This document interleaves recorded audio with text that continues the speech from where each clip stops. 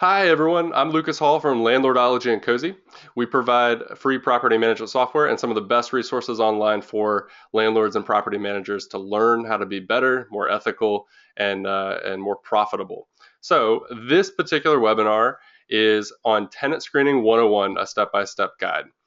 I'm super excited to be here. I've really enjoyed talking about this kind of stuff. I live and breathe landlording and property management every day.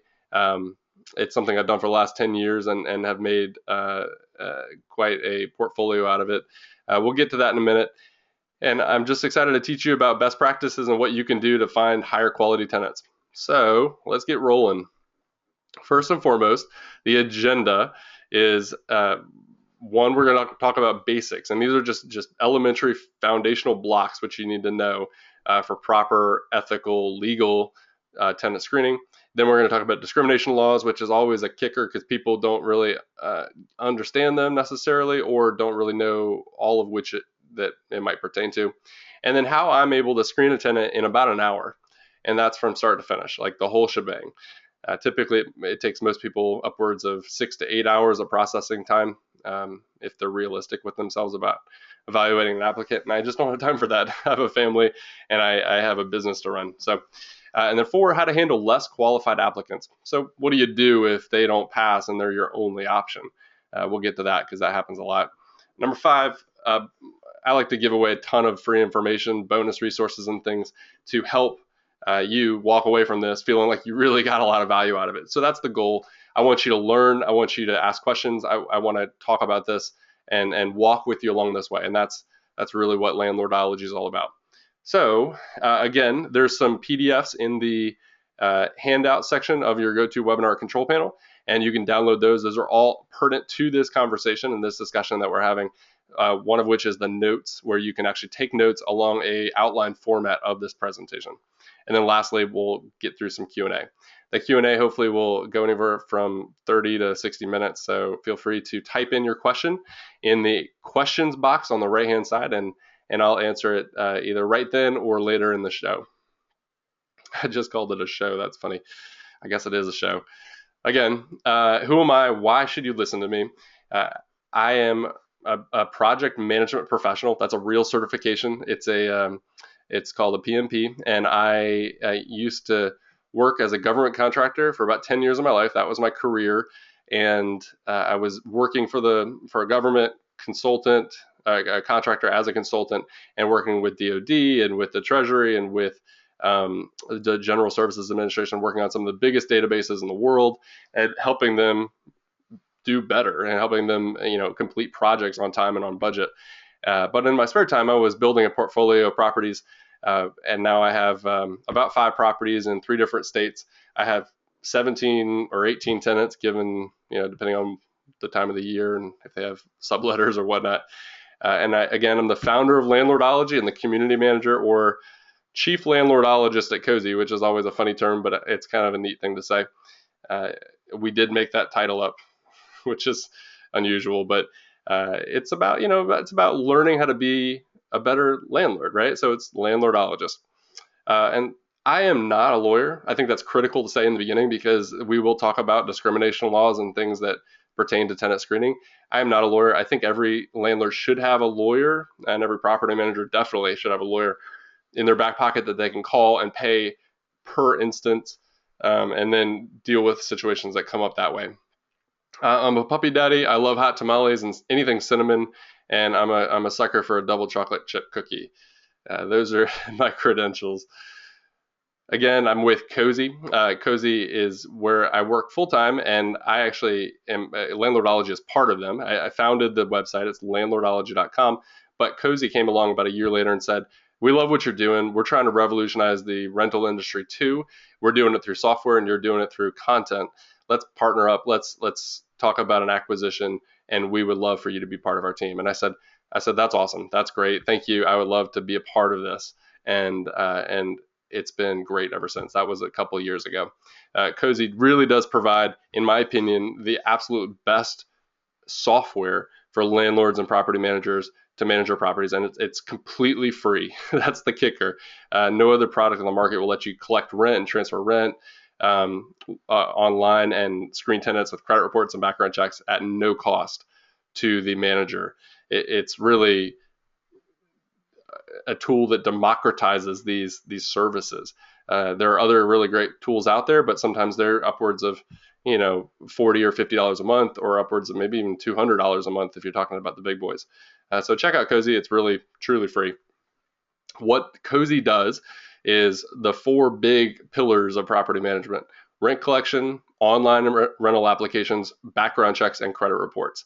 I think these four things, which all kind of relate to tenant screening with the exception of rent collection, but they all play into what Cozy does. And the beauty of it is that once you find an applicant and you screen them and then you get them paying rent and through a lease, then you can start right over and just pick up with the next tenant in their next online application. So Cozy's got you covered for the full life cycle from move in to move out. And again, it's completely free. So I use it on all my properties. I love it. I would never change anything. And I actually did some math just a few days ago because I was using another tool, which I won't mention, but another great tool before I found Cozy. And if I, it saved me over $700 a year by switching to Cozy just for that tool. And if I were to hire a property manager to manage my own properties, it would save me $26,000 a year. So it's not chump change. Okay, the meat and potatoes. Enough with the introduction. And thank you. For those of you who just joined us, we have more people rolling in. I'm Lucas Hall, Chief Landlordologist at Cozy, and we're talking about tenant screening. So if you have a question, just leave a little question in the question box, and I'll get to it. So I do see Jim is asking, how does Cozy make money? All caps, big question mark. Great question. So we don't charge the tenant, or we don't charge the landlord or the property manager anything at all, but we do charge the tenant when a screening report is run. So when a landlord wants a background check or a credit report, the tenant pays for that directly to Cozy. And so we make about $9 on every single report, times that by tens of thousands of people, and we have a sustainable business. So no one pays for the rent collection. So even if you weren't screening tenants, you could still collect rent online with Cozy, and neither the tenant nor the landlord would pay anything. So it really is amazing. It's just, I just can't believe something like that exists. But it's real. Okay. Yes, Helen, I see your other question. We'll get to that in a minute. Thanks. Okay, screening basics. So screening basics. If you were to write any one thing down, write this down. I think the most important thing that you need to figure out with a tenant is, are they able and willing to pay rent? Yeah, sure, there's a ton of other things you can think about and consider, and you should, but this is the most important. So this is always the rule of thumb. This is what I try to judge on when I am evaluating the big picture. And so what that means is, are they able? Do they have a job or income or cash or something like that? Do they have some sort of asset, right? They don't necessarily have to have a regular income. They could be freelance or they could be a self-employed, but they have $2 million in the bank. So, hey, they're qualified, right? You just look at their financial situation. And then two, are they willing? I've met a lot of wealthy people who just have a chip on their shoulder and, put their nose up at authority.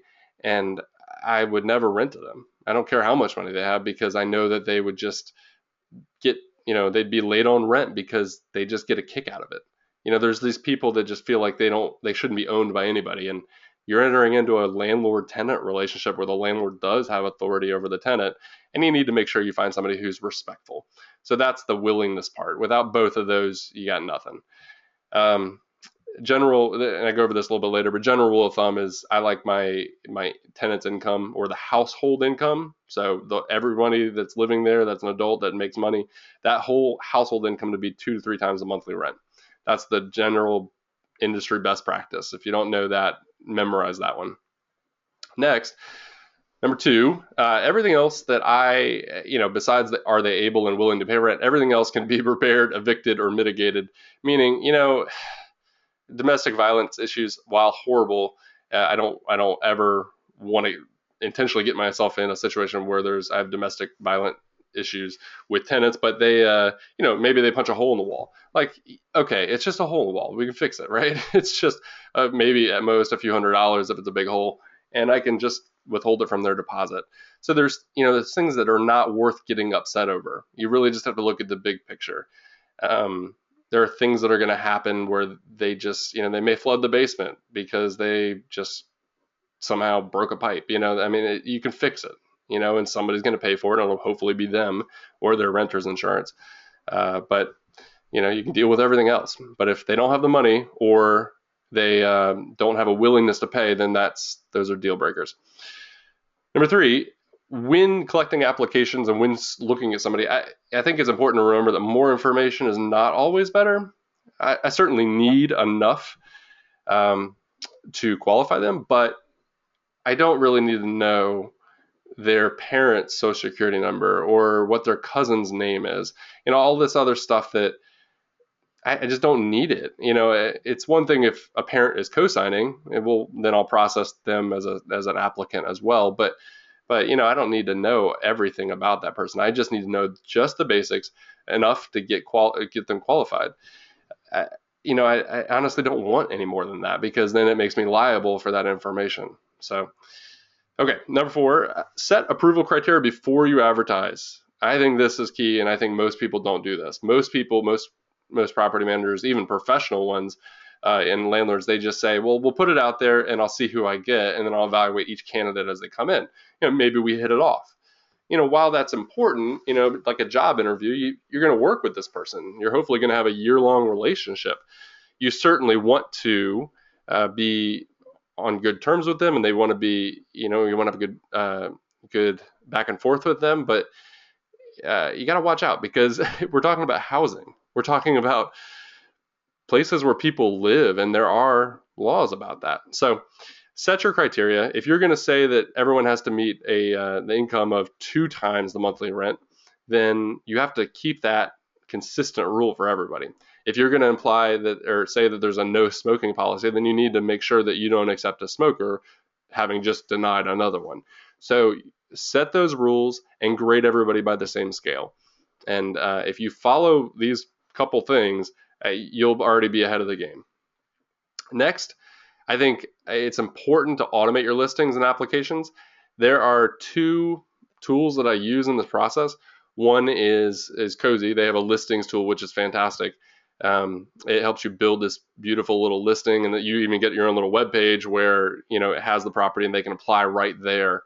So all you have to do is send that URL, that link out with your ads that you do. And then just don't worry, make it automatic. So that automatically syndicates to Move, and then it also, which is a huge website, and then it also then you can take it and also create a Postlets ad and put that URL in there. And for those of you who don't know what that is, Postlets is a great little tool where it lets you create a free listing, and then you can syndicate it to about 3 or 4 dozen different websites. And then you have one center point where you can control it. So you could edit it and change the rent price or the dates or whatever, and it will change all the other listings as well. So I'll usually make a Craigslist and a Postlets ad and put the Cozy URL in there, so where people can apply online. Check all government photo IDs. So whether it's a picture of a government photo ID, they took a picture with their phone and texted it to you, or you see them in person and do it, just make sure that you're confident that it's a real photo ID. Nowadays the government IDs are pretty good. It takes a lot of money to really fake it because they have 3D imagery and transparency and stuff like that. And then think about when you're looking at the credit report, think about the type of debt that they have. I know that sounds weird because most people focus on credit scores, and I think while that's important, the type of debt really matters. I would certainly take somebody with $300,000 in mortgage debt over somebody with $50,000 in credit card debt, because that $50,000 in credit card debt is costing a whole lot more on a monthly basis than that $300,000 in mortgage. So look at the type of debt. Okay, I see some more questions coming in. Thank you.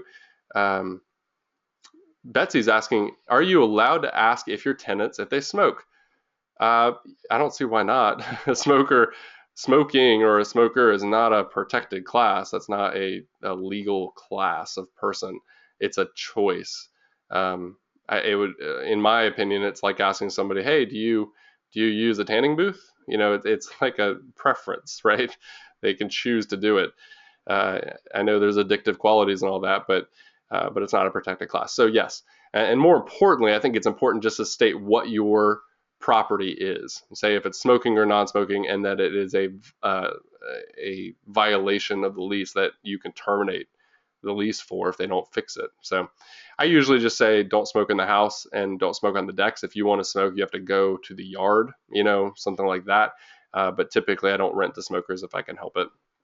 And just tell them, hey, listen, it's a no smoking unit. If you have friends over too that smoke or whatever, sometimes the tenants aren't smokers, but the guests are, and you just say, hey, no smoking on anything that's fire, that's going to catch fire, decks, houses, whatever, porches. But if you want to go in the yard, that's fine, and they're usually pretty cool with that. Okay, number 8, screening basics. These are my top 5 red flags. I probably could come up with 10, but these are the most important, I think. I always run away from people who say, can I pay in cash? I just think I don't want to deal with the type of person that pulls $3,000 out of their wallet in cash and $20 bills and wants to pay me first month's rent and deposit because I probably won't get any more money out of them. That's it. It hangs around with types of people that I don't necessarily want to deal with. And so if they only have cash, I tell them go to 7-Eleven, get a secure, a cashier's check or a certified check, and then we don't have a problem anymore. Okay, anyway, if there's any sort of illegal drug use, like, I know this is weird, but I do, especially if it's summertime and people are wearing short sleeve shirts, I do look at their arms, or if it's like summertime and they're wearing long sleeve shirts because they're covering something up. Like, it's just, you look for these little tiny red flags thinking like, okay, maybe he had some needle usage, or, you just got to think about it. Now, it doesn't mean they're doing drugs. They could have an IV treatment, I definitely have family members who have IVs in their arms all the time, but it's just one thing to look for. Anyway, violent crimes. That's another one. We'll get into that with background checks. I am okay with some crimes, but violent crimes, why would I ever put that person in my house? Because if I ever have to come over, and fix something and they don't want me being there, they have a history of violent crimes, I'm not going to put myself in that situation. Whenever there's a fraudulent ID, or I think it's fraudulent, I just usually try to ask them. I'll say like, hey, I need 2 forms of ID. That's just part of it. I need 2 forms of government ID. Go get me a passport or something. And usually I'll never see them again because the first one was fake, and they're not going to fake a second one. They're just going to go find some other sucker down the street to take it. And then I also look at their car, and I kind of look at how they present themselves, because for lack of better comparison, it's kind of like a job interview. If somebody shows up for a job interview at a showing and they're covered in filth, or they just smell really bad, like, that's how they're going to treat your property. They have the right to be as dirty as they want to their body and their car, but this is my house that I own, and I have hundreds of thousands of dollars invested. I don't want them to treat it, like a hoarding situation, because that can cause some real property damage. Okay, those are my top 5 red flags. If you ever want to take a screenshot, I know with Mac, I think, for Apple computers, you can do Command Shift 4 or Command Shift 3, I think, and take a picture. There's also the print screen button on PCs. You can take pictures as we go along. All right. Next, discrimination. This is critical. So this is another hot area and why I've put it up front. Number 1. Thanks for the questions, guys. Okay, number 1, set approval criteria and treat everyone equally. I mentioned this earlier. I'm repeating it again on purpose because it is so critical from a discrimination standpoint that you say, I'm not going to accept certain, characteristics or certain income requirements or credit scores or whatever. I'm going to set this and I'm going to follow through on it. So set your bar and then grade everyone equally. If you say I want everyone to have a 700 credit score, which is high, right? If you say everyone has to do that, don't accept somebody who's at 645. Even though that may be a great tenant, don't do it, because if you're comparing people, the other person who was a 700 could come back and say, listen, you criticized me because of my race. And you're like, no, I didn't. But what proof do you have? Because you chose something weird, like a credit score, and you didn't stick with it. So anyway, I'm talking fast. I like this stuff. If anybody wants me to slow down or repeat something, just say something in the question box. So definitely set your criteria and treat everyone equally. Memorize what the federal seven are. These are the federal seven protected classes or protected classes at a federal level, and then know what your state and local classes are too. So places like Washington D.C., they have 23 extra local protected classes on top of the federal seven. California has something like 13, I think, or 11, but other states don't have any. So you need to really know what those extra classes are because they're just as strong and as important as the federal seven. And then if you aren't, if you don't know what you're doing, talk to an attorney. Really, like it's well worth it in the beginning to get everything lined up right and to know what you're doing the first time around, so that you don't get caught in a lawsuit, because it will be more expensive to deal with a discrimination lawsuit. This is a good one to take a screenshot of or write down. These are the 7 protected classes at a federal level: race, color, religion, sex, familial status, including children, a national origin, and a mental or physical disability. So I want to just say that the ones that usually get people hung up are familial status, including children or pregnancy. This is a catchy one because you can't discriminate against a family that has 3 kids versus a family that has 1 child. If everything else is equal, you can't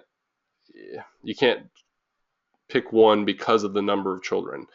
Um, However, you can pick based on occupancy limits in your county. So most counties have rules on how many people can be in a dwelling based on the number of bedrooms.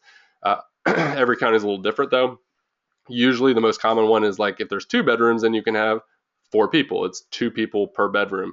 And a 6-month-old is still considered a person, just like a 60-year-old. So everyone is a person. It doesn't matter what the age is.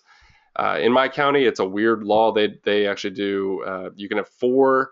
You can have unlimited family members. So they don't actually put a restriction on it. But as soon as you have somebody who's not family, you can only have 4.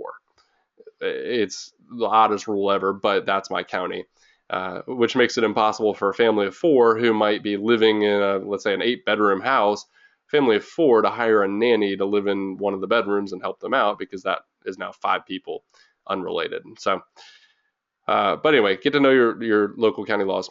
National origin is it's important to say that this is like, you can't discriminate upon someone who because of where they're from. So you can't say, oh, I don't like that person because maybe he's from China, or he's a Haitian, or you can't do that based on their country. Now, however, you can discriminate based on citizenship in some states. California is not one of them, but in a lot of states, if they're not a U.S. citizen, then you don't have to rent to them. But in California, you can't discriminate. There are a couple other states, I think it's only like 3 of them, that citizenship is a protected class. And then 7 on this list is mental or physical disability. It's as common, like people who have trouble walking or seeing or hearing. You can't.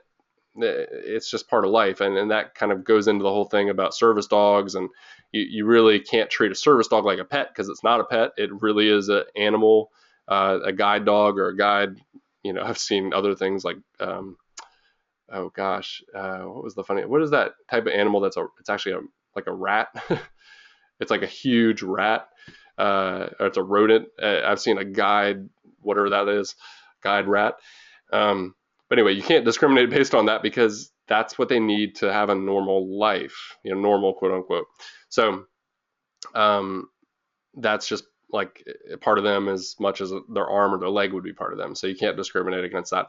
However, emotional animals are a different story, because some cities require that you have more than just a doctor's note from your friend, which I think is a good thing, because emotional animals can be tricky.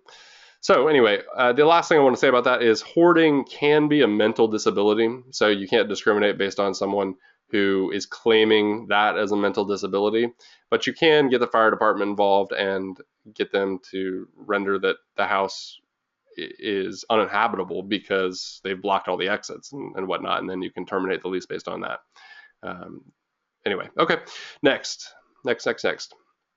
This screening process, this is the good stuff. Okay, this is my 9-step screening process. There's a lot of information on here, but I'm going to fly through it and talk about just really what you need to know. Basically, everything below that dotted line that you can see there, that dotted line, everything below that represents what I can do in an hour. So it does take me a little bit of time to show property, show the units off. But I can do everything else after I've shown the unit in about an hour, which is great. It just makes my day. So pre-screening, we'll start with that. This takes me about 10 minutes. If I have somebody who has responded to one of my ads or even applied, I will give them a quick phone call or shoot them an email and just say, hey, thanks so much. I really appreciate your interest in this. And I just want to ask you a couple initial questions. And basically, I want to get so this goes back to setting your criteria. Set your criteria up first, and then you know what you're comparing them against or against. And I take that and I try to get that information out of them a little bit sooner, so I don't have to actually go to the property, waste my time showing it to somebody who doesn't have any income or doesn't have any savings either. So I try to get that out of them. I ask about things like the income, their savings amount. It's okay to be bold and just say, how much do you have in savings? They can always deny answering it, but that might be a red flag too. Ask about their debt. I like to say, hey, do you know how much credit card debt you have? And sometimes they'll say, oh, I have $5,000 in credit card debt.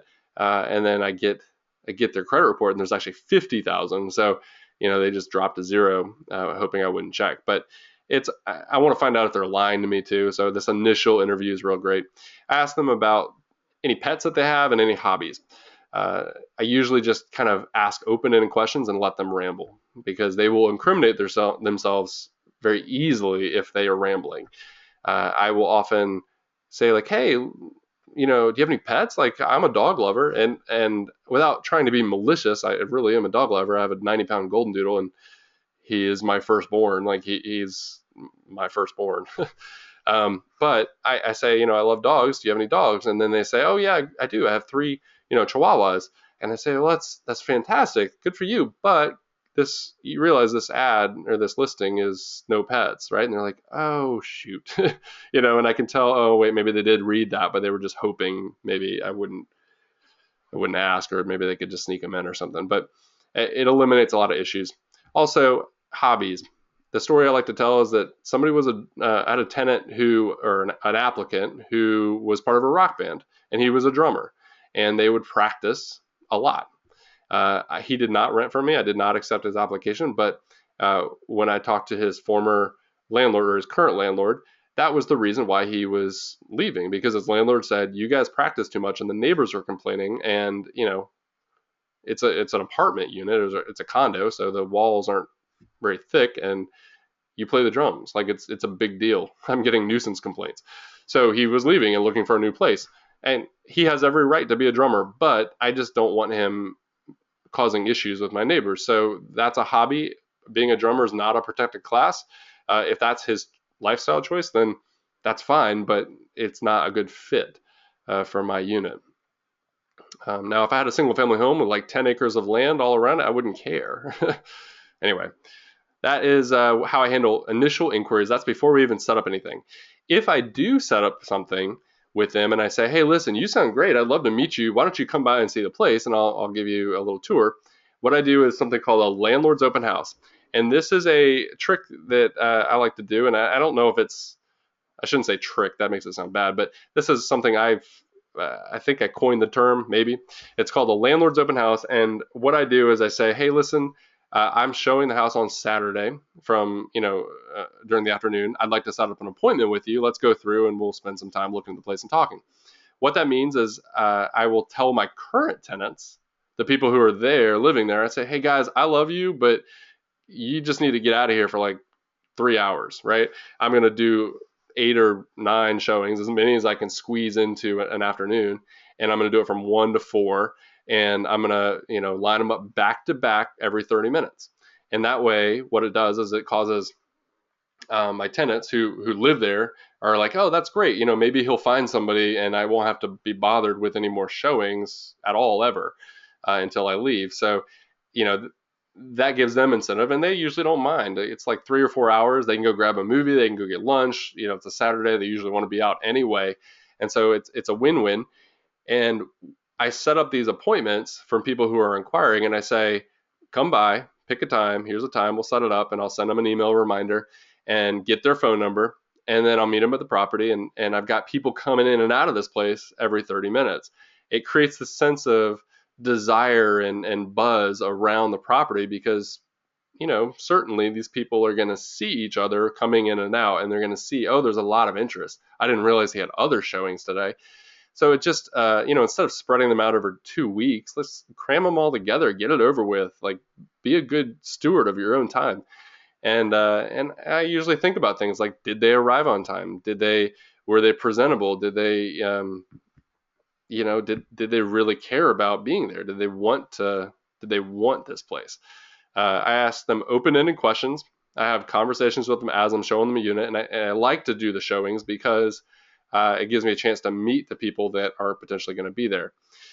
I ask them basic questions like, why are you moving? And if they can't give me a straight answer, that usually means that they're being evicted.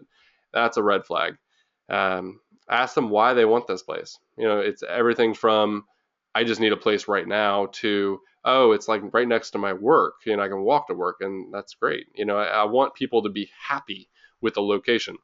So the next thing I usually ask them is about the lease agreement that they might want to sign. So I'll usually put in my ad that there's a 1 year minimum or a 2 year minimum sometimes, and say that's what it is, or it's negotiable. And so I usually ask them about their ideal lease. And if they say, oh, I'm looking for a 4-month lease, then that's the end of the show right there. I can just say it's not available for 4 months. So, sorry.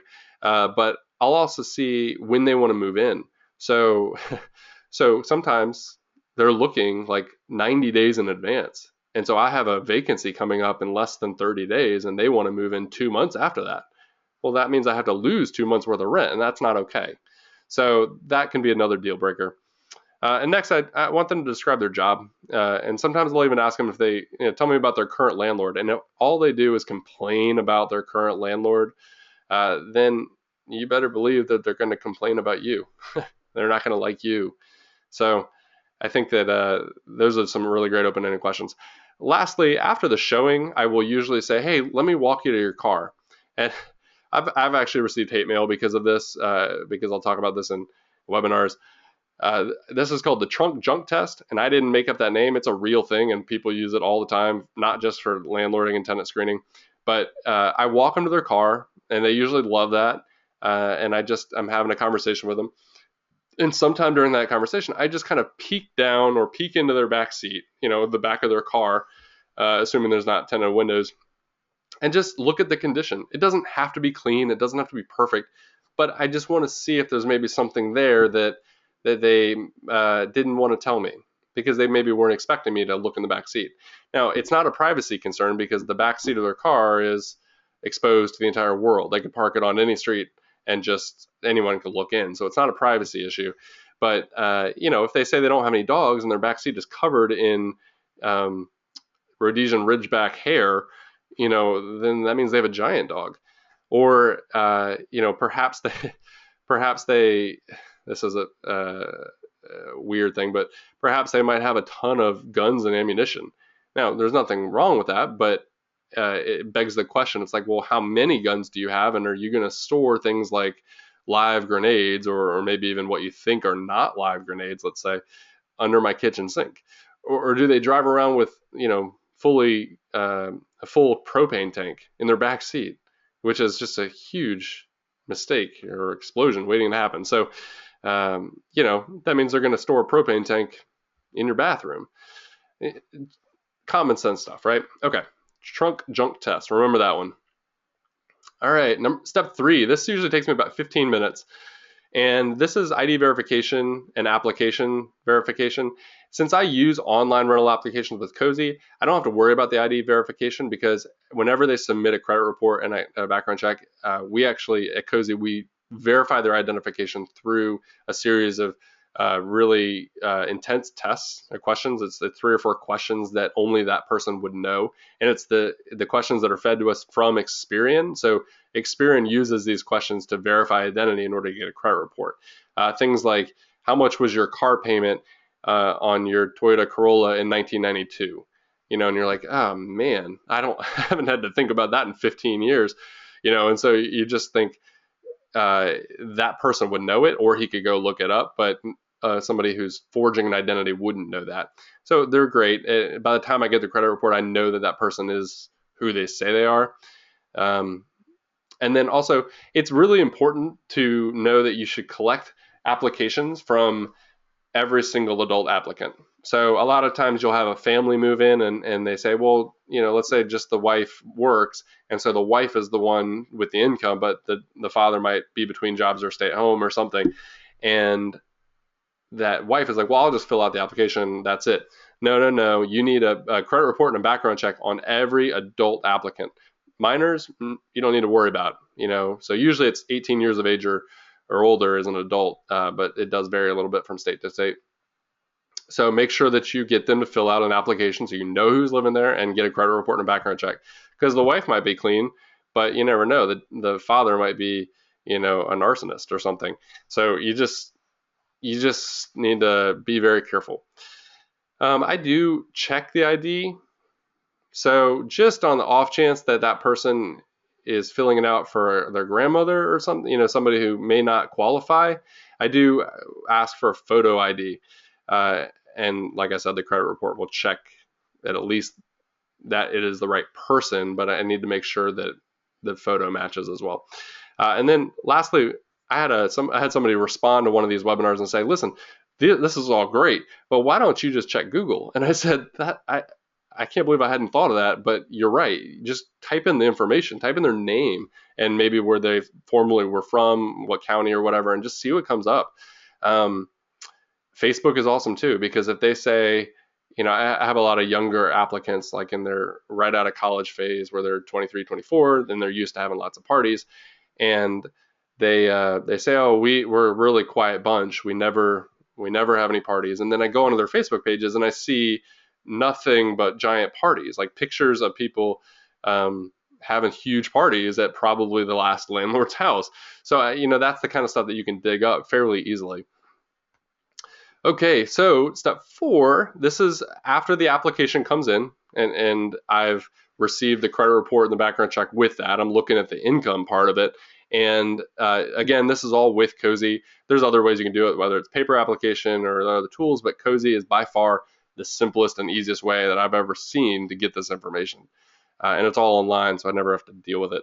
The best part is, if I do find somebody who I want to apply, or I'll invite them to apply, or they just want to apply, I will just give them the URL to the application, the link. And oftentimes after the showing, they want to jump on it. So they'll just go out to their car and apply with their phone. They can just go to the web address and apply that way. So it's pretty instant.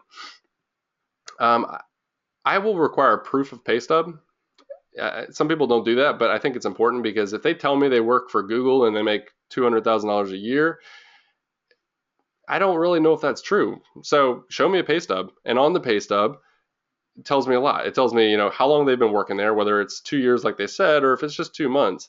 And it'll tell me their year-to-date earnings. That's how long they've been working there. It'll also show me garnishments and child support. Now, it won't show me past employers who do that, but if they have garnishments or child support on this current pay stub, I need to know that because I need to withdraw that or withhold that from the calculation. So they're never going to see that money in the first place, so it shouldn't be considered as part of their, in my opinion, as part of their analysis.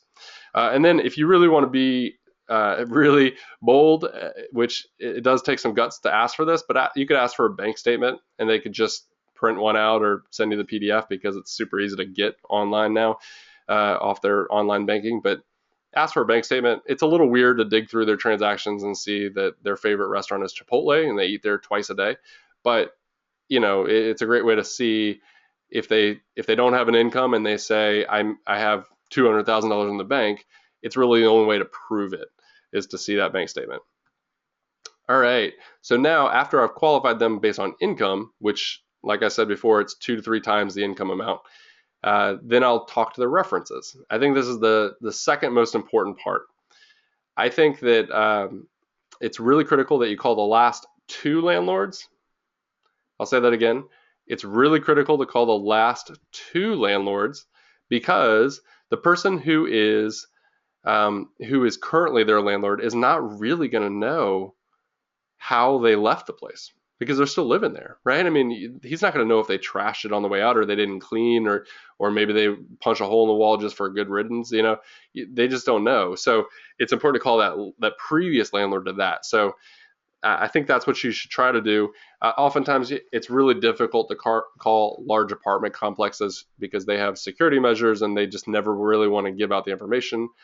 They don't make any money by doing so, so they put up all these barriers to say, oh, you need to do all this extra work and get signatures and all that stuff.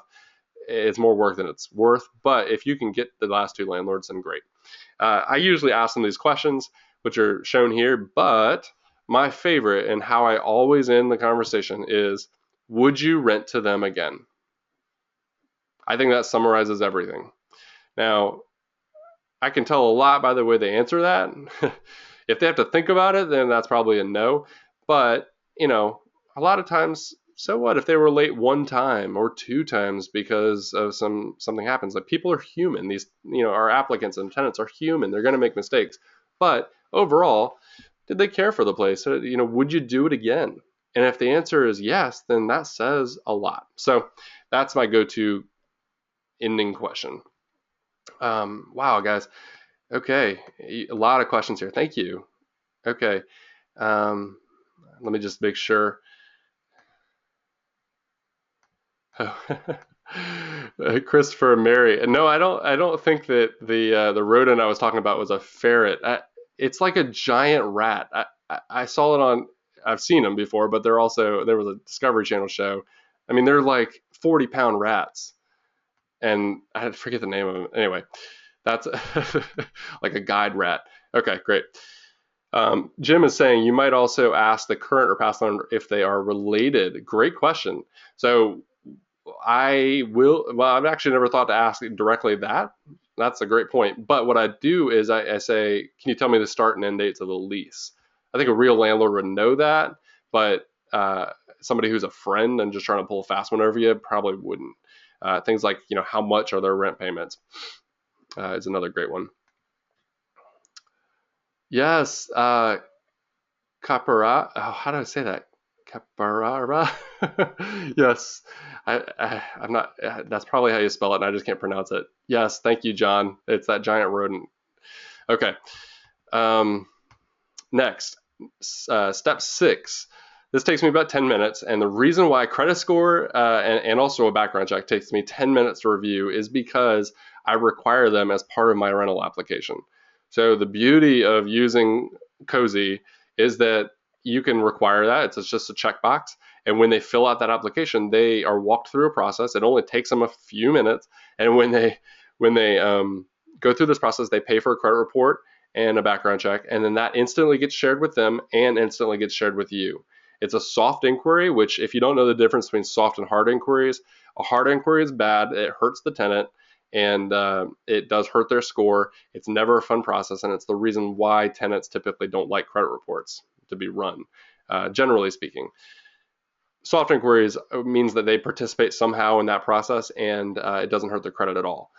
So traditional property managers who use brick and mortar screening shops do hard inquiries. It's a horrible experience. You have to give up all kinds of information. But with a soft inquiry, the tenant doesn't actually have to share that social security number with the landlord in order to pass a legitimate Experian credit report through.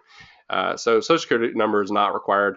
In fact, it's the most secure way to do it. That Experian, TransUnion, and Equifax have all developed methods of passing this credit report from the tenant to the landlord, and even maybe if a interviewee to an employer, an applicant to an employer, all of these different industries, without ever passing a social security number. So it's really quite genius. I'm glad somebody finally figured it out. Cozy worked with Experian for about 9 months to be their flagship provider and of this type of stuff, and help them develop the technology to do this. So we were on the front of that. My general rule is 700 plus credit score is ideal. That's what I shoot for. That's always where I start. Now, if I don't get any applicants or none of them are meeting that, then I will lower it. And if I lower it to 650, let's say, I never go below 650, then I have to lower it for everybody. So then I'd reevaluate. But if I don't have anybody but one person apply and he's got a 650 score, then I can just lower it for him and be done with it, because there's nobody else to discriminate against. It just works. Again, don't accept paper credit reports. This is a big deal. Even background checks, don't accept something they bring you. And this happens more than I care to admit, but oftentimes people will just say, hey, listen, I'm not going to pay for a credit report. It's silly. I can get my free credit report at freecreditreport.com, or annual credit report, which is through the government. I can get all these things. But sometimes you can't get the score, or you don't get all the details. Plus, my 14-year-old cousin can alter a credit report and background check in about 5 minutes with Photoshop. They teach Photoshop in schools. It's a common thing. You better believe if you accept somebody's credit report and background check from them and on a piece of paper, that I'm going to be bold, and I'm going to say about 20% of everyone I've ever received is probably forged. That's just my hunch based on the types of reports I've seen and the little clues that I've received. So I don't do it anymore. I only do it through Cozy, which is shared instantly with both you and with the tenant. Okay, oops. There we go. Next step, background checks. When you do a background check, there's lots of things to consider. I strongly suggest that you use a tool. Cozy does this excellently, but use a tool that addresses an address search, sex offender search, terrorist watch list, and then most important, the last three, national and county criminal searches and eviction history. So I think eviction history is probably the most important. It probably should be moved to the top of this list, but I think evictions are just rough because it shows a clear disobedience to the landlord. Now, when I say eviction history, it doesn't mean that the landlord actually just terminated that lease and the person left. That's not an eviction. An eviction is when there's a dispute, they argue over something, the tenant refuses to leave, the lease is terminated, and then the landlord has to actually take the tenant to court and explain the situation to the judge. The tenant has an opportunity to plead their case, and the judge rules against the tenant and says, I don't like what you did, you're wrong, and I'm going to award the landlord the eviction. So then the sheriff comes and removes the tenant if he won't leave voluntarily. So that's an eviction. That's a judgment that appears on the background check. If a tenant has gone that far and a judge disagreed with him and ruled against him, then that shows a clear disobedience. Like they were in the wrong, a judge said so, and they got kicked out. So those are the people I don't mess with. If they ever have an eviction, period, I never mess with them. So these are my standards. I always like to kind of wrap up this little section with what I do, because that's what people ask. Now, you should make up your own standards, but this is what I do. Income is 2 to 3 times the rent. So if the rent is $1,000, the household needs to make between $2,000 and $3,000 a month. That's gross, not net. So that's gross minus garnishments and things. No evictions ever. No convictions in the last 2 years. So, maybe they had, petty theft or something. I don't know, something small, and it was 2 years ago or 3 years ago. Then that's fine with me. Even some bigger crimes are fine with me, because I think that 2 years is a good time for them to get clean. If they are going to continue to be bad and have some sort of criminal activity, they're going to do it within the last 2 years. But again, I don't mess with violent criminals. Anybody with a violent crime, abuse, maybe they beat somebody with a baseball bat. Like, I don't want to show up at the door and have the guy greet me with a baseball bat. Like, that's just not smart. I have a family I need to take care of, and I don't want to deal with it. And again, no or low credit card debt. I really think credit card debt is just from the devil. It is the worst thing in the world, and financially, it's a way to cripple your life. And if somebody is not responsible enough to handle credit card debt, then how are they going to handle rent?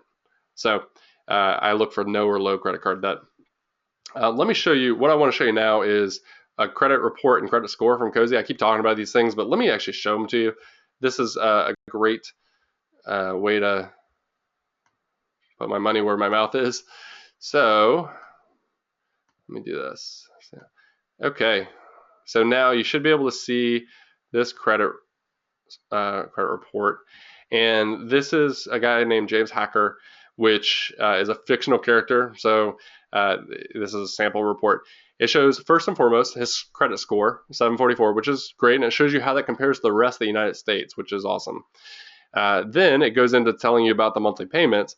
And this is important because I do want to know really where that money is going, right? I mean, they're paying something every month on their debt, and I need to know, or I want to know if they really like cars and they spend it that way, or if it's a mortgage or something. And then it shows me next the total debt. And this is what I was talking about. This is, in my opinion, the most critical part. It shows me where that money is allocated to. So is $200,000 in debt consisted of, a credit line, a secured credit line, which it is, 138,000 of it, which is probably some sort of HELOC or, line of credit on a house. And then, then there's auto loans and credit cards and all that. But if credit card is at the top of that list and it's $138,000, then you've got a deal breaker. Like, that's a red flag. Don't, run, don't walk, but run away from that applicant because they're up to their eyeballs in credit card debt. And then it shows you what other types of loans. So it is really important. Maybe they have $300,000 in debt, but it's all medical debt because they were in a car accident and broke their back and didn't have insurance. That I feel bad. Like that's horrible. And they usually can work with situations like that. Then it tells you about how many counts have ever been late. And a couple other things, including public records, and how many accounts of when was the last time they were late. So in this case, this guy, Mr. James Hacker, had 2 accounts that were late, but it's been a year, so that's pretty good. And then it goes into the credit lines themselves. So this is one example of Greenport Mortgage, and then he's got, which I could expand if it weren't a picture, but in the real credit report you can. And then it talks about a bank here, which there was a loan amount of $13,000. His current balance is about $6,000, and it showed that he was late in March of 2014, but he's been clean ever since, so that's good. And then you can look at the history of even closed accounts, which is unique. So I think this really gives you a ton of information, and it's really clean. And to be honest, it's the prettiest credit report I've ever seen. I've ordered credit reports on hundreds of tenants from every company I can think of, and I've never seen one this easy to read. Okay, next is the background check. George Michael Bluth points to anyone who can actually tell me who that is. Put it in there. And this is an example on the left. It'll show you a cleared report, people who there was no result back, any bad results back from somebody, and it's all green. But then on this one, there was a national criminal search hit, and then it dove in deeper and found that this guy had actually committed arson in Orange County, California. So, if you were considering an applicant, wouldn't you want to know that he had a history of arson? You might not have a house next year. Okay, so that's an example of a background check, both a good one and one that you might want to consider a little bit more information. Okay, let's go back to the presentation.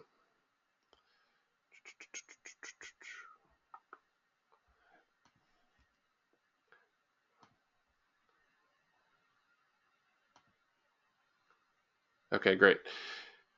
Can everyone see that? We've got step 8, sex offender database. Hey, Christopher, points to you. Arrested development. Yes. Okay, so someone tell me you can see this. This is step 8, sex offender database slide. Okay, great. Thank you. Okay, oops, I hit the button. Let me go back to that. Okay, so This takes me about 10 minutes or less, and basically I check the sex offender database. There is a national sex offender database. If they're registered, they'll pop up on here. Leave it up to the government to make up a name like the nsopw.gov, which stands for the National Sex Offender Public Website.gov. And you can type in a first name and last name and then see if there's a record. You can even search by state, which is unique, so you can check the actual state databases too. So that's pretty fun, and it's real easy to do. But be careful because it can be a little scary. You can even search by your neighborhood. So, you know, there's some value in not knowing sometimes. All right, next, step 9. This takes me 10 minutes. And again, this is towards the end of the hour that I'm doing. I will consider the entirety of all applicants. I think it's important to know that that people are human. It's like, yes, you've got this bar and you need to be consistent, but at the end of the day, like maybe they passed every criteria that you had, but they're rude and they're obnoxious. That's a big deal because now you have to work with this person. And what if, are they going to yell at you every time you call them up? That's a big deal. Okay. But also to consider the entirety, the big picture. I also consider things like how long of a lease do they want? I will take a 2-year lease over a 1-year lease any day. I also ask them how many cars they have. It sounds weird, but I've had tenants who want to park 5 cars in a parking lot or in a driveway that only holds 2. So that means they're either parking down the street and irritating my neighbors, or they're parking on my lawn. Either way, it's not a good situation. Ask them about, other pets, hobbies. Do they complain a lot? Do they seem like they're a hoarder because of their car? Do they have, the hamburger wrappers piled up to the ceiling in their car, which I've seen before. So, you have to take all that into consideration. I think, the term hypochondriac is someone who's always worried about getting a disease or getting infected or something, is really oftentimes concerned about that. That is a real condition and can be a disability, I suppose. But, if they're not claiming it, then it's not a big deal. But I do pay attention. If the guy whips out a handkerchief to grab a doorknob and doesn't want to touch anything, then, that's the type of candidate, an applicant that's going to get in there and say on day 1, the house smells like mold. I think there's a mold infestation. I think you need to lower my rent by half. Otherwise, I'm filing a lawsuit against you because you're affecting my health. When you may not be, and there may not be any mold, but that's just the type of people they are. They think like that. At the end of the day, it's a business decision. You have to make a legitimate business decision based on legitimate business reasons. So, you can't pick somebody you can't deny somebody based on legitimate, how do I say this? Based on discriminatory classes, but you can deny them based on legitimate business reasons. Smoking, for example, someone brought that up earlier. If they smoke, they might burn down your house and they will make it smell. That's a legitimate business concern. Number 4 on this list, I think it's important to say that it's a best practice to accept the very first qualified applicant. So you set that bar, and if they meet that bar, then you accept them. However, it's recommended. It's never, I've never seen a law that actually says you have to do that. The closest thing is a memo conversation that went back and forth between the Attorney General of California talking about this law or this ruling in the Attorney General, what his opinion was. But first qualified applicant, best practice. But if you have 2 applicants and the second one applied just moments later or even hours later, and they have so much more assets than the first person, and they're more than qualified. For example, I had a tenant who both he and his wife were neurosurgeons at Berkeley, and they both made over $600,000 a year. And this guy was very qualified, right? And I could have picked him. I did pick him, but I could have picked him over somebody else because he was the best qualified applicant. So I think in cases like that, you can just be honest and say, listen, I went with somebody else because they were a better applicant. Just make sure it's not a discriminatory or protected class. All right. Lastly here, I think this is one of the last sections. How do you handle less qualified applicants? One, let me define that. A less qualified applicant is somebody who applies, doesn't really pass all your criteria, and under normal situations where you would have to reject them, you maybe don't reject them. Maybe they're the only applicant. They're all you have. They're the only person that's applied, and you really need a tenant. How do you mitigate some of those damages, or those not damages? How do you mitigate those risks? And the easiest way to do it is to require a larger deposit. Say, hey, listen, your credit score is horrible, but if you pay 2 months worth of rent in a deposit, then we don't have a problem because I've got 2 months to cover if you don't pay rent. I require all my rent, and this is not just with less qualified applicants, but I require all my rent to be paid online through Cozy because there is just this excellent way of getting the money from a tenant if they can just set it up and make it recurring, make it automatic, and they can just pay without thinking about it, right? They don't have that pain of paying because it's automatic. And so that's what you can require in most states. California, again, is a little rough. You have to require more than just online transactions for rent. You can require a cosigner. This is really common. If somebody doesn't qualify and they're your only candidate, you can just say, hey, listen, go get your mom or dad or an uncle or somebody who's blood related and, or anybody, I guess. But I always like the blood related ones because they're family. And get them to sign for you. And then you would review that applicant together as if they were applying as two people. You can require a lump sum payment. So, for example, I had an applicant who was applying to a $1,600 a month studio apartment, and he applied and he only made $1,200 a month. And I said, listen, man, you sound great, but you don't make enough money. I would love to have you as a tenant, but I don't know how you're even going to pay rent or eat at all. And he said, oh, no, it's not a big deal. I've got a trust fund that has a ton of money in it. So I said, well, why didn't you put that down? And he just said he was confused. He thought it was just his job that I was asking about. But sure enough, he had a lot of money. I think it was close to $2 million in a trust fund, and he was getting monthly payments from it. He was qualified.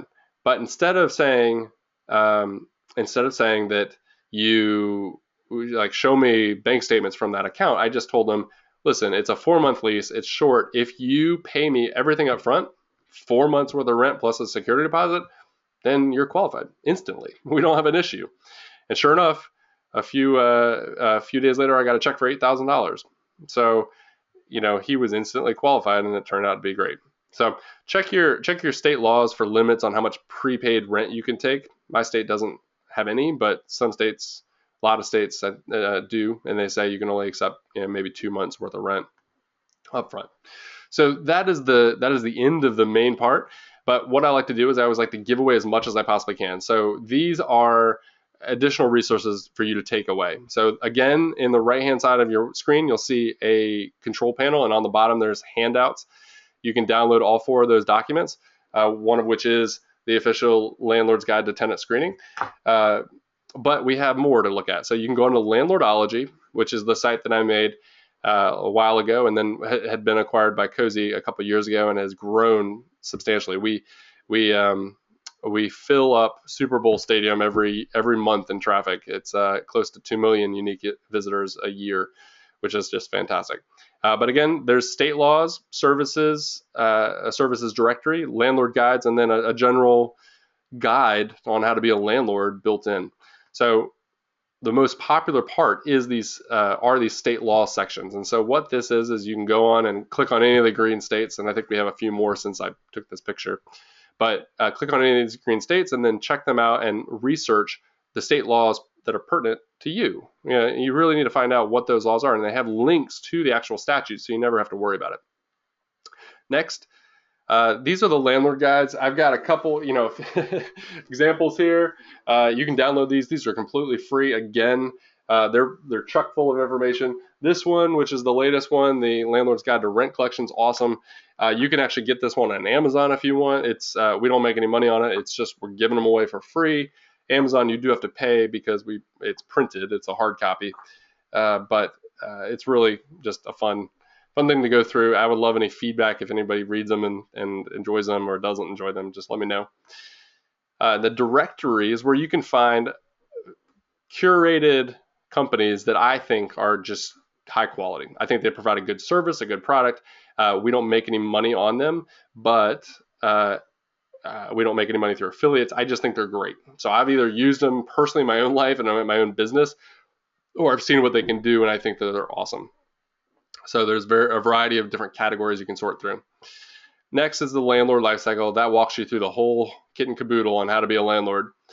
And then we also have a podcast called Ask Lucas, where I answer your questions, and it's like 6 or 7 minutes long. It's real easy to digest, and we talk about topics. So if you want to ask me a question, do it there. I should say question outside of this webinar. So, and lastly, check out Cozy. It really is free. It really is awesome. It really is an easy way to automate your rental properties all the way from move in to move out. And you can track everything. You can collect rent online. You can get credit reports. Again, those credit reports are free for the landlords and the tenants, or I'm sorry, landlords and property managers, but the tenant does pay for those. The credit reports are $19.95 per report, so each background check and credit report, or you can get them bundled together, kind of get a discount of $5, so about $34. So if you get both, it's $34. That is paid by the tenant, and that's how we make our money. Again, that's about what you would pay anywhere else, except you don't have to pay for it. So it's great. I really love them. That's cozy.co, cozy.co. Check it out. It's free. Now we are going to proceed to my favorite part of the entire webinar, where I'm going to go through questions. If you have a question about anything we talked about, or if you just want to come up with a new topic and you want to ask about it, hopefully it's about tenant screening, then go ahead and hit that question box on your control panel area, and then let's go through. I'm going to start with the first questions and I'll work my way down. Helen is asking, what is the highest priority in tenant screening? What is it, a credit score, income? I think Helen, that in my opinion, I think it's the question, are they able and willing to pay rent? Then you need to set criteria for yourself. So hopefully my standards will work for you. I require a 700 is where I start for a credit score, and then no credit card debt or very little credit card debt. And then I look at other things like what type of debt it is.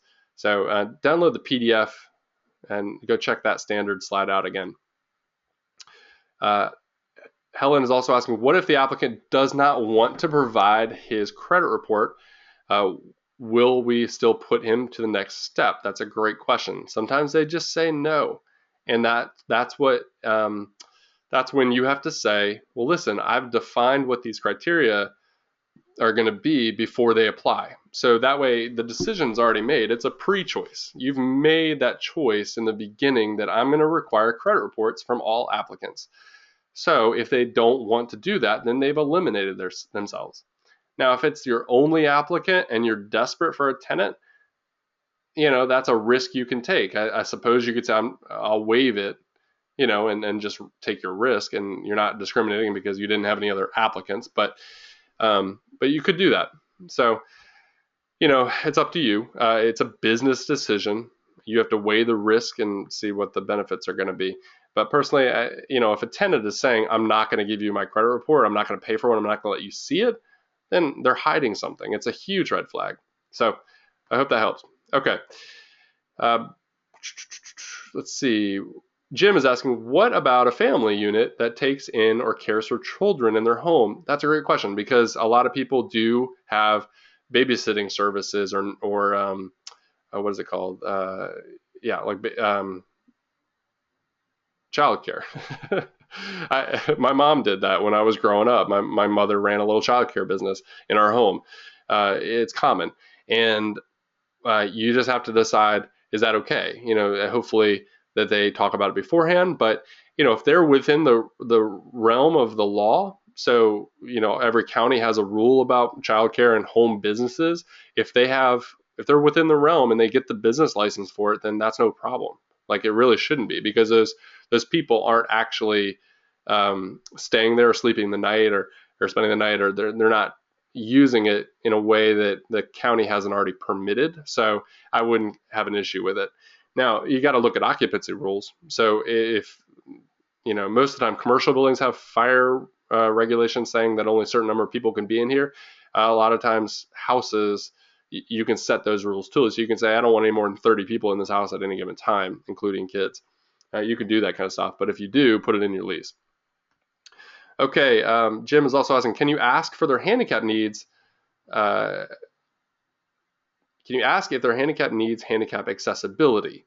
Meaning, if they are claiming some sort of handicap or disability, can you ask about that accessibility? So a perfect example is you have an applicant who's in a wheelchair and they need a ramp to get to the front door.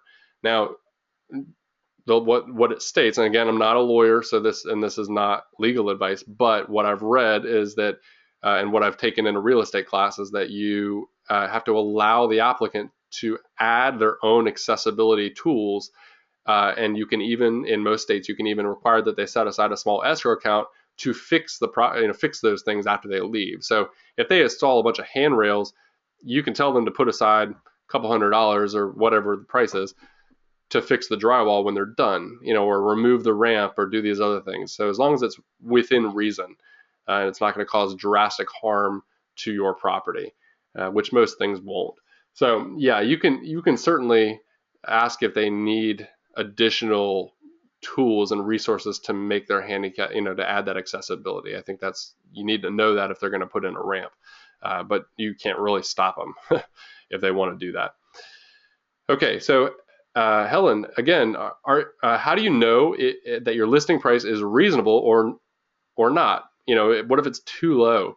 I think I had somebody email me the other day and said they got 250 inquiries through their Cozy ad, and and through Cozy ad phone call and text, and I said that's awesome, but what a waste, right? 250.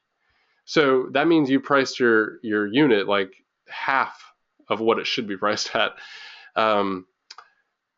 And to prove my point, he actually only got one applicant. So out of the 250 people who are inquiring, only one person actually applied. So he's raising his price very quickly, and so he can get what he needs. But that's how you tell. So my general rule of thumb is if I get about five to 10 inquiries in a given week, then I'm priced about right. If I'm getting one every week, I'm probably priced too high. If I'm getting more than 10, then I'm probably priced too low. So, there's that sweet spot where you find the higher quality tenant and you get, you just need one. So if you can get a couple, 3 or 4 or 5 inquiries in a week, then I think it's probably priced okay. Okay, Addie is asking, aren't you worried about the current tenant complaining about items missing from their open house? Great question. So yeah, so the premise is that I'm doing an open house. I'm walking through with these people. So I call it a landlord's open house, but it is not an open house. It is not an unoccupied unit where no one's watching and these people have free reign to walk around. I clearly set up a schedule, and I'm with one group at a time, and there's nobody else in the house. So I'm walking them around. I'm safeguarding the current tenant's property to make sure that nobody steals anything.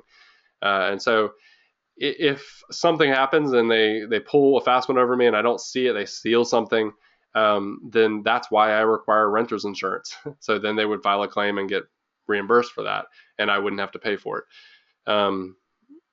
But yeah, so that, I hope that answers your question. I don't let anybody just walk around, and I do tell my tenants, it's like, hey, listen, you got to leave for like 30 minutes. Or 30 minutes, I'm sorry. You have to leave for like 3 hours. I've got a bunch of people coming over. You might want to hide anything that has value. Just put it in your closet or in a drawer or something. And they usually get that. They'll even make their beds, which is kind of cool. Okay, Jim is asking, you might also ask the current tenant or past landlord if they're related. Yes, sorry, you mentioned that earlier. Yep. Great. Phil is asking, are these 3 free for landlords? These 3, maybe you mean the landlord guides, possibly. Phil, are these 3 free for landlords? Maybe. The landlord guides are completely free, and the credit reports and background checks are free for landlords, yes.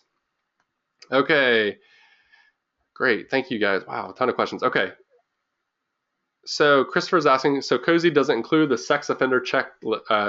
It does. I'm sorry if I said something otherwise, but it does include it. But you can also check the database yourself.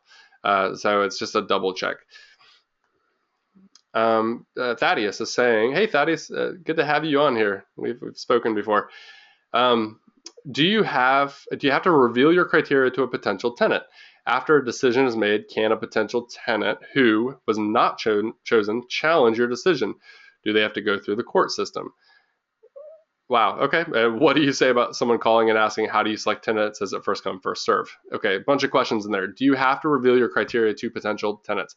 Uh, I've never seen a law that says you have to, but I think it's a good idea. I think when you're talking to them, it's okay to say, listen, you need to make 2 to 3 times the income, and I want your credit score needs to be 700 or higher, or 650 or whatever it's going to be. And oftentimes they will know that they won't qualify, and they'll just walk away and save everybody's time. So I think it's okay to put it out there as long as you stick to it. I hope that you would stick to it anyway. So keeping it a secret, it doesn't provide trust. So I do put it out there. I tell them about it, but I don't necessarily put it in my ads. Some people do. Some people put their initial criteria in their rental ads, and hopefully they hope that people won't apply who don't qualify. But I just generally kind of want people to contact me, and then we'll work it out. We'll talk a little bit more. Phil is asking, do you have a home warranty on your properties? Great question, Phil. What a home warranty is basically where you pay upwards of $400 to $800 a month, or I'm sorry, $400 to $800 a year, and you can call up this company and they will send out any sort of technician, AC or plumber, plumbing or electrical or whatever. They'll send out somebody to repair stuff. It's a great system, although you have to pay an additional $75 to $100 every single time there's a call. It's called a service call fee. Uh, I do have. I'll tell you what I think about home warranties. I think that I like to be a handyman. I think I can do a lot, and I can. I don't do anything that requires a permit because I leave that up to the pros. But I can do a lot of repairs myself. So I don't necessarily need that home warranty. But whenever I'm buying a new property, not new because it was built new, but new to me, I always buy a home warranty, always, because I have no idea what that history is. I have no idea if the furnace is about to go out. I have no idea how many plumbing stoppages have been in the last year. Maybe it's been 100, and that's why the people are leaving. So I always buy it for that. However, I usually give it a couple of years, and so I'll do maybe 3 years, 2 to 3 years of using that service, and then once I feel like I've got a good rhythm with this property, I kind of understand where its pros and cons are, then I'll get rid of it. If I feel comfortable, with it, I know the AC's good. I know that the water heater is not going to go out for another 10 years, that kind of stuff. But I will say that I do have a home warranty on a property right now because I co-own it, and that's actually a great way to mitigate the responsibility is you just get a home warranty to be the middleman. But what I do is I recently had a water heater die on me, like the gas pipe. It just wasn't regulating properly. And sure enough, they bought me a new water heater. I still had to pay $600 in excessive installation, but if I need a new water heater, that's still a little cheaper. So maybe at the end of the day, this policy paid for itself this year, but it doesn't always. You're really buying peace of mind. So I always buy home warranties for my first property or for a new property, but I don't always keep them. Okay, Gail is asking, fantastic presentation. Thanks so much for making yourself available and sharing this info. Gail, thank you. Thank you. I'm really glad you could join us. Anne is saying, Anne, if renting to lower income tenants, how would you change your criterias? That's a great question. So not everyone has a 700 credit score, and maybe your area doesn't have a lot of people who may want to rent your place with a 700 credit score. So that's trial and error. I hate to say that, but it's trial and error. So your neighborhood better than anybody else, and the types of people that are there. So if you're renting, if it only attracts low income people, then maybe lower the income requirement. Instead of making it 3 times the monthly rent, make it 2 times, or require a cosigner always. You can do that. You can just say, I always require cosigners. You can require a bigger security deposit. You can lower your credit, score or criteria. You can do that. So set your bar, whatever that bar is, just set it and then stick to it. So unfortunately, I don't have an answer for you directly, but your neighborhood better than I. Umar is saying, how do you generally handle late rent payments? That's a great question. I actually have a whole guide about that. But I don't put up with them. Some people let their tenants pay late every single month, and I personally, in my state, I'm not required to have a grace period. So in my leases, I say rent is due on the first, it's late on the second, you're going to get a one-time late fee of 5%. And if the the third day of the month comes along, then you're going to start accruing a $20 late fee every day thereafter. That's how I handle late fees. The one-time 5% late fee charge on the second. On the third, they start accruing a $20 a day late fee.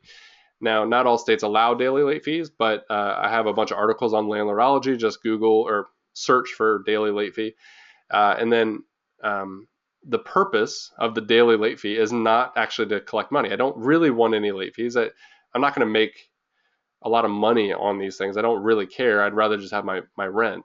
So if the purpose of the daily late fee is so that if they are already late, they have no incentive after that second day of the month to pay as quickly as they can. They may say they will, but they don't have any incentive, right? If they're already in the hole with that late fee, then why not just wait until the 28th of the month later on, and then they can go on a vacation now with that extra money, right? There's no incentive.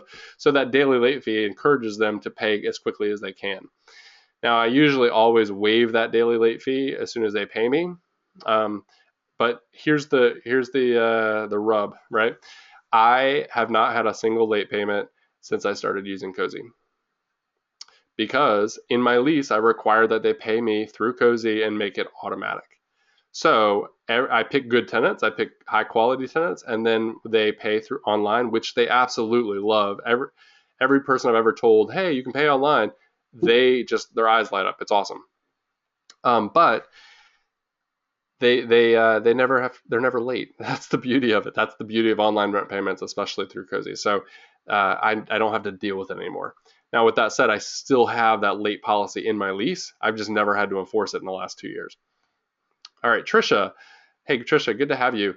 Trisha's asking, do you offer to refund the cost of the background check if they are selected? That's a good point. I know that is something that some people do. I don't do it because I think there needs to be some investment. I think they need to have some skin in the game. And it's only $34. It's not going to break the bank, and they're going to have some sort of application fee throughout their process of looking at other places. So they're going to be used to it. They're okay with it.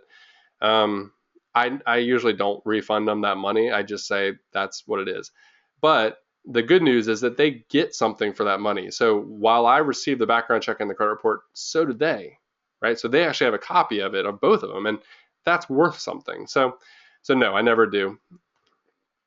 Okay, so Jessica is asking, I'm sorry, Jessica. We have a rental in a college student market.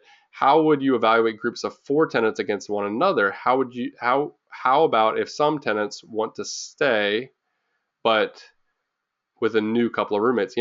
Jessica, thanks for asking that question. I have 3 properties that all have group roommates. So one has 6, one has 5, one has 3, and they're all right out of college. They all love living in big groups, and they love it. So I evaluate it as a household. So when I have 6 applicants come together, and I'm comparing them against a group of another 6, that is a household. So I evaluate their total income. And that's one thing that Cozy does really well, is that in the application, it groups all those applicants together and then actually gives you a little bar, and it says, here's what they make, here's the rent. They make 3 times or 6 times the rent. So it does all that calculation for you. You don't have to worry about it. You're just looking at them as one entity. So when it comes to credit, you want to make sure that they all pass your credit criteria. And then if you don't have any groups that all pass it, then you can lower your standard if you want to. Jim is asking, home businesses is a home business an insurance issue? It very well could be. Yes. So we talked about the whole childcare thing. You certainly should talk to your insurance company about it. And I do have a clause in my lease that says that they are not allowed to run any sort of home business without my prior approval. So if they start going down that road without my approval, then I could terminate the lease for that violation if they don't fix it. So I think that's important if you're concerned. But it's wise to go ahead and call your insurance company and just ask them about that. Sometimes insurance companies will have weird rules like they don't, your insurance needs to be readjusted if you allow somebody to live there with a pit bull. I love dogs, but sometimes they have weird rules like that. Okay, Dave, have you ever asked to visit their current residence? That I've heard of people doing that. I have personally never done that, but it's kind of like the junk trunk test, or where you're looking at their back seat. You're kind of looking at their current residence. I think personally for me that's a little too invasive into their life, but I have heard of landlords doing that, and it could tell you a lot. It really could. Mary is asking, if we just want to purchase the credit report and background check through Cozy, is that okay? We are not needing all the services. Yeah, for sure. Just go to cozy.co and there's a section for tenant screening and you can purchase each one. You can set it up and just buy those. You don't actually have to do rent collection and applications or anything. You can just, basically input the applicant's email address, because a lot of times people do have paper applications still and they'll have the email address. You can just put that in, and then through Cozy it will coordinate the credit report and the background check, and it'll be seamless and real easy. So yeah, you don't need to buy the other stuff if you don't want to. Well, I should even repeat that. You don't need to buy it. It's free, but you don't need to use it if you don't want to. All right. Thomas is asking, if a tenant does not show up to an open house, would you eliminate them? Yeah. Yeah. If we had an appointment, they didn't show, then they stood me up. I mean, if you went on a date and somebody stood you up, would you go out again? Especially if they didn't call or let you know. Now, if they came back and just said, listen, this and this happened, I'm really sorry, then I might give them a second chance, especially if I didn't have any other options. But yeah, that's a red flag too. Okay, so John is asking, how do you deal with fake service animal requests? I had a lady with an unsigned letter from a therapeutic massage practitioner alleging that her cat is a comfort animal. Fortunately, in this case, she had terrible credit, so I dodged the problem. Are there any solid guidelines? Oh man, John, I really think there's going to be some rules set for this. Each state does have rules. I know like Oregon is really pro tenant with this area. Other states like Texas are not. So it really does depend on your state. Real legitimate service animals who are like guide dogs and things, you can't even touch them. You can't even argue with that. But if someone comes to me and says, I have a cat, it's a comfort animal, I have PS or PTSD or something, maybe there's a real legitimate concern there. And I just say, listen, I need some sort of proof. I trust you, but I don't know you, or I don't know you and I don't trust you yet. So I want to trust you. Just get me some sort of proof. I believe in Oregon, you can't even ask for proof, which I think is just ridiculous. But I think, if you get a valid doctor's note from a legitimate doctor that's not their cousin, then I think you probably should just accept it. So, but other than that, if they just claim it's a comfort animal, well, I have a dog. I've always had dogs. Like every single one of my pets has always been a comfort animal, right? That's what a pet is, right? It's a comfort animal. You don't have a pet because you like the way they smell, right? They're comfort animals. So, okay. Mary is asking, we just had tenants that would not leave while we showed the prospective tenants the house. We have since put this in a rental agreement. Have you ever had this issue? Oh, like where you're saying the current tenants won't leave or vacate during a showing? Yeah. And to be honest, I've never seen any statutes or anything that actually say that they have to. It is their home, and in fact, they have exclusive right of access to it. So you can't force them out. That's the whole purpose of an eviction, but you can't force them to leave. So if you ask them politely to go away, and they say no, I don't know if there's anything you can do. My suggestion would be to put it in your lease like you did and try to go that claim. But to be honest, I don't know if that would actually hold up in court. So I would say if it's important to you that they leave because they're just nasty tenants, I would pay them. I would say, I'll give you $50 if you go away for 3 hours. That's what I would do. All right. Addie is asking, we are in Atlantic City, New Jersey, in a down economy, recession, and we are really desperate for really good tenants. um, or you're also desperate for any tenants. Do you have any ideas? Yeah, you got to hustle. I'm sorry, that's not the answer you're probably looking for, but there is a price point for everything. So hustle your tail off and lower your rent. Um, you will find good tenants at every price point, but if you're not getting any inquiries, then you need to lower your price. It's just too high. There's only a couple ways to get more inquiries, and that's advertise better and lower your price. So try there. I always try to hustle before I lower my price because I want as much rent as I can get, but I try hard to advertise first. Okay, John is asking, he's saying, I hate home warranties. Yes, John, I hear you. That's why I get rid of them after a couple of years. Usually the vendors that work through them only do it because they aren't good vendors. They don't have enough business to build up a local reputation. I've seen that as well, but oftentimes I'll just use it for things like, a sewer mainline clog where I don't have the tools. I don't have the auger to handle that, but it's not a hard thing to do. So usually it's these smaller things, or it's good for replacing a water heater and I don't have to shell out an additional $1,000. So I hear you. I don't like them either, but some people love the peace of mind. Okay, Diana is asking, if my rental agreement limits guest stays to 2 weeks per year, must I allow my tenant to have a house sitter stay to care for an animal or dog longer than that when she travels? Oh, yeah, I don't know. I'm not a lawyer. There's no law against it that I haven't seen. I've done a lot of research into statutes, but again, I'm not a lawyer. Um, so, so if the person travels and you have a guest limit of 2 weeks, and that person travels for 3 weeks, can they get a house sitter? I wouldn't have a problem with it. I mean, clearly it's just to fill a need and it's just temporary. The whole purpose of a guest rule saying that you can't do it for more than 2 weeks is to make sure that guest doesn't become a full-time tenant. That's really it. So as long as there's a purpose behind it, I wouldn't argue with it. I do actually require that my tenants let me know when they're not going to be at the property for more than 7 days, just because I want to know about that kind of stuff, because that pet sitter is not going to take care of the water if it's like 20 degrees outside. They're not going to shut it off or whatever.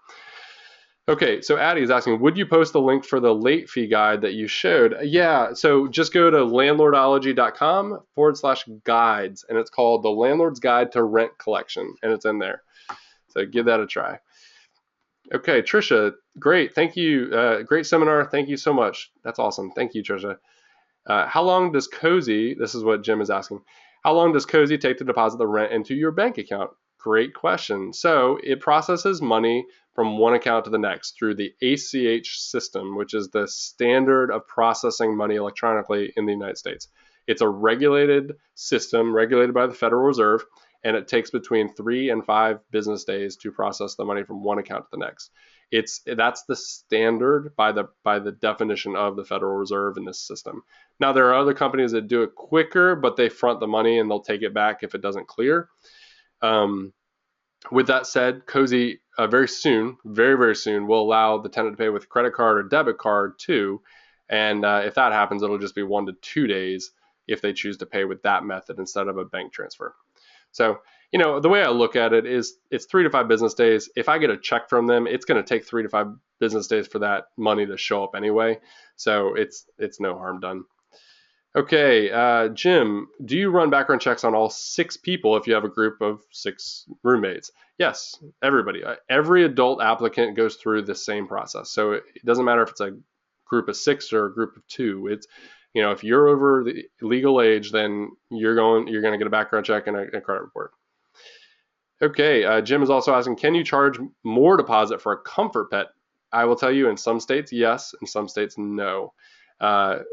Some states view it as a service animal, and some states view it as nothing. So service animals you certainly cannot, like real service animals. Comfort pets, I mean, heck, my dog's a comfort pet, and he's just a pet. But sometimes you can. So it's state to state. All right, so we have a couple more questions that came in via email. I know a bunch of you have hung out with me so far. I'm just going to run through these questions really quickly to make sure I hit them all. And if you want to hang out, and keep asking questions, go for it. Just type them in the box. Okay, so Misty's asking, what is the legal percentage and dollar amounts that the landlord can increase your rent each year? Go to the state laws page on Landlordology, and there's a Maryland page that'll tell you if there is a law about rental increases. Patty is asking, we just bought a home, our first home for rental income. Congratulations. After working on the property with a few updates, the first of the year will be our first time being landlords, and this seminar is very timely for us. Thank you, Patty. Okay, Carolyn is asking, a non-paying tenant moved out on 9/20. We have a text from her telling us that she had moved and has receipts to prove it, but it's dated November 13th. Her belongings are still in the house, and she has called the police on us. Yeah, she's crazy. Okay, so if the belongings are still there, then you got to treat it like abandoned personal property, and each state again has their own rules on how to handle that. So check out landlordology.com/state-laws, and you'll be able to see that there. Carol is saying, please discuss collecting rent money for damages at the end of the lease. So if you have damages above normal wear and tear, then you can withhold part or all of the deposit, but make sure that you have itemized those damages. Make sure that it's not normal wear and tear, and make sure that that you have receipts to prove it. So I know a lot of people say, oh, they broke their lease early, so I'm going to keep their full deposit. You can't do that. It's just not right. You can only hold the deposit for actual damages, financial or material, like a hole in drywall, or maybe they didn't pay all their rent or something, and then you have to have a receipt for it, basically. Okay, Deborah is asking, I need advice on notice to quit. I'm not sure what your question is, but yeah, there's notice to quit. Go to Landlordology, and in the search box type in notices, and you'll see an article that's like the top 10 notices that every landlord and manager need to know about, and it goes through all the different notices. Franklin is asking, my landlord requires me to pay utilities. Is this supposed to be a set price? It doesn't have to be. A landlord can say, you just handle the utilities and you pay them whatever they are, or maybe you work out a price and a fixed rate. It just varies, and it depends on whatever the negotiation and the agreement is. Okay, Tasha is asking, my landlord has 2 rental properties on the same lot. What is the law on having 2 rental properties on the same lot and both running off the same water, and the tenant paying for the house and other houses? To be honest, I don't know Oklahoma lot law, so you should check the state laws there, see if you can dig it up. But to be honest, if it's unfair, that's what a judge determines. So if you think you have a case against them, talk to a lawyer, and then go to small claims court and say, you owe me X number of dollars because I've been paying your water for 2 years, and let a judge decide. That's the purpose of a judge, is to decide what's fair according to the law. So Snobda, I'm sorry, I butchered that name, but it's pretty. I'm renting my room and wanting to learn about how the agreement works. How do you screen for a good tenant? I hope I helped with that today. We talked about that. These emails came in before the actual presentation started. Sharon is asking, I owe my landlord $260. My court date is coming up next month. If I pay this amount and next month's rent, can I still be evicted? Maybe. Yeah, maybe. And to be honest, your landlord doesn't have to accept your money. So at a certain point, they can reject it. Dave is asking, I might miss the presentation. Yeah, so we are recording this. If you need a copy of this, it'll be posted at landlordology.com/replay. Check that out. Paige is asking, I have a potential renter asking about if felons are allowed. I'm not sure what I can legally ask. Do I want a felon living there? It depends on the case, I think. Set your criteria. Some people say I don't want any convictions at all, and that's fine. But you might want to ask what that felony is. So do that background check. Get the information. Don't just trust what they say, but get the background check. Okay. Priscilla is also asking, I had an open house spending time lots 30 minutes apart. I end up having a talker and they say, oh, you already asked this. Okay, great. Yeah, I bet that is awkward. Cheryl is asking, how do I screen Section 8 tenants? Where can I go to screen a potential tenant for free or low cost? Cozy, it is free for you. But how do you screen for Section 8 tenants? It's the same way as you would any other tenant. Set your criteria and then find out what information you need to judge them. You are trying to gauge if they qualify. So the differences with Section 8 is that they have part of their rent being paid for by the county. So you can still use Cozy for that. You can set up the tenant to pay their portion through Cozy if you want. And then when you get the rent check from the county, you can just enter it in as like an offline payment and add it to the situation and add it to the lease. So that's really easy. Mary from New York is saying, do you ever have tenants who falsify letters of employment and such? Yes, I'm sure I have, or at least I've avoided it successfully, I think. It happens more often than you realize. And the trick is to, check the pay stub. Those are harder to forge, and make sure it looks legit. Make sure that they pass the credit and background check, because if they're forging something, there's going to be other red flags that pop up that you can figure it out by looking at their credit data. Okay, Jim is asking, what is the best and most economical background checking service? Like I said, I've used a lot of them. Cozy is just super easy because it comes in with the application. I don't even have to. Like the first time I ever really see an application, it's already got all the data attached to it. So super easy. It's free for me. My tenants love it because they can do it in a few minutes, and they can even do it on their phone. So it's really easy to order all the information. And is there a rent versus income formula that should be used? Yes. 2 to 3 times the rental amount in monthly income. Okay, Steve from Florida is saying, as a mediator who works in eviction several times a week, the question I always ask the landlords who have filed for eviction of tenants is, do you do a background check on the tenant before they move in? And 99% of them say no. Thank you, Steve, from Florida, for sharing that. So when you deal with people who are evicting tenants and 99% of those people don't do a background check, wow, there's a connection there. And lastly, Zane is saying, what do you do when renters have a judgment against them and report that they have no money to pay? Renters move out without paying, or they leave personal property behind. Do you return the personal property or ask for payments first? So once you get the judgment, and that is really critical, go to court, get the judgment. Go to small claims, get the judgment. Once you have that judgment, it's usually good for like 5 years, and then you can actually renew it forever. Like it's an indefinite renewal.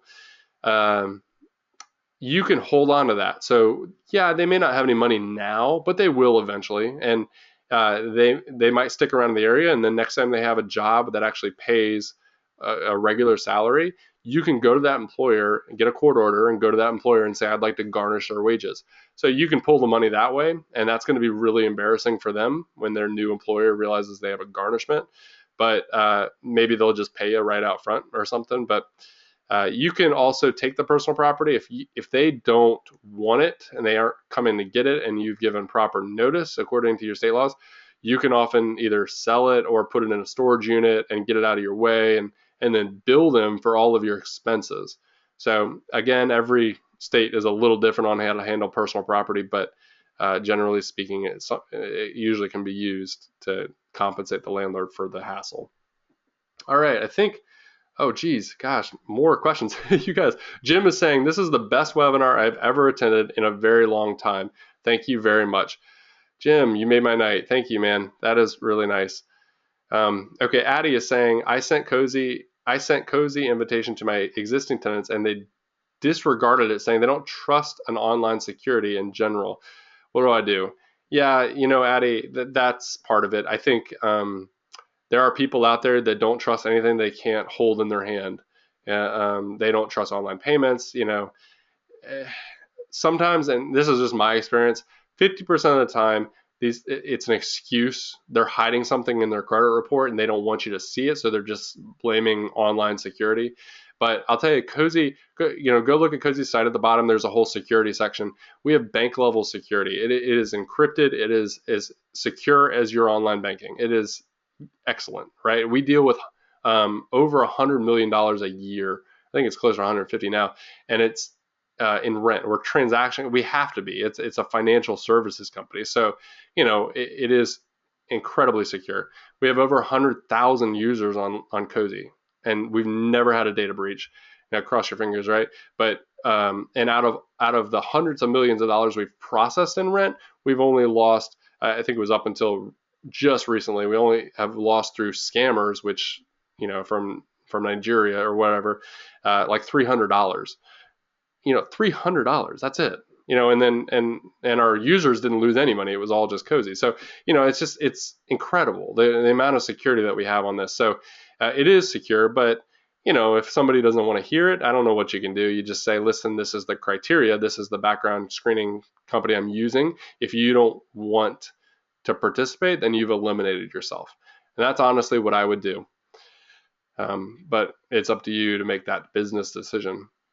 All right, Jessica is saying, how, if at all, do you let your applicants know that you've declined them?